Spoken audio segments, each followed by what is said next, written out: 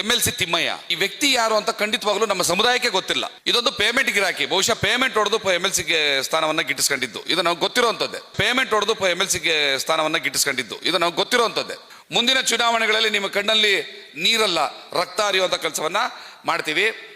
ಮತ್ತೆ ತಿಮ್ಮಯ್ಯನಂತ ಬ್ರೋಕರ್ಗಳಿಗೆ ಹೇಳೋದೇನು ಅಂತಂದ್ರೆ, ನೀವು ದಯವಿಟ್ಟು ಬ್ರೋಕರ್ ಕಾಸು ಕಮಿಷನ್ ಏನೋ ಬಂತ ಒಂದು ಸ್ವಲ್ಪ ಚೆಕ್ ಮಾಡ್ಕೊಳ್ಳಿ.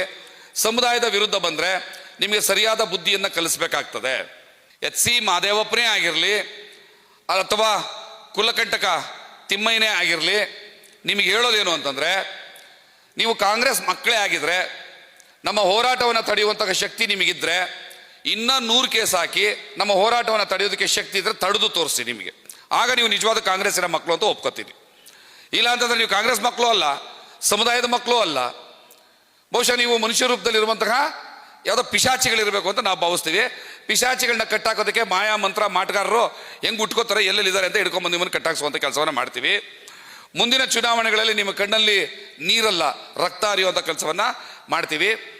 ಮತ್ತೆ ತಿಮ್ಮಯ್ಯನಂತ ಬ್ರೋಕರ್ಗಳಿಗೆ ಹೇಳೋದೇನು ಅಂತಂದ್ರೆ, ನೀವು ದಯವಿಟ್ಟು ಬ್ರೋಕರ್ ಕಾಸು ಕಮಿಷನ್ ಏನೋ ಬಂತ ಒಂದು ಸ್ವಲ್ಪ ಚೆಕ್ ಮಾಡ್ಕೊಳ್ಳಿ. ಸಮುದಾಯದ ವಿರುದ್ಧ ಬಂದ್ರೆ ನಿಮಗೆ ಸರಿಯಾದ ಬುದ್ಧಿಯನ್ನ ಕಲಿಸಬೇಕಾಗ್ತದೆ.